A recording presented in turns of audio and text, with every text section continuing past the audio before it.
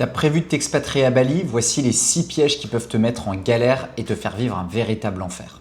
La première chose, c'est de partir sans assurance. Ici, tu n'as pas de sécu.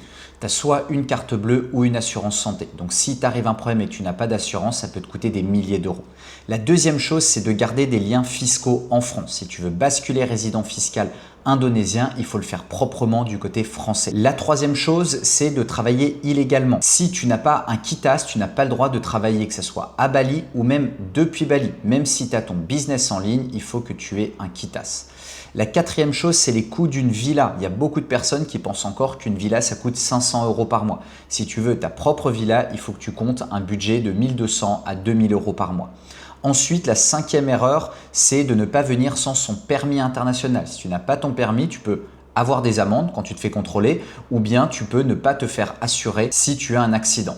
Et enfin, la dernière erreur, c'est le faux visa. Il faut vraiment que tu fasses attention.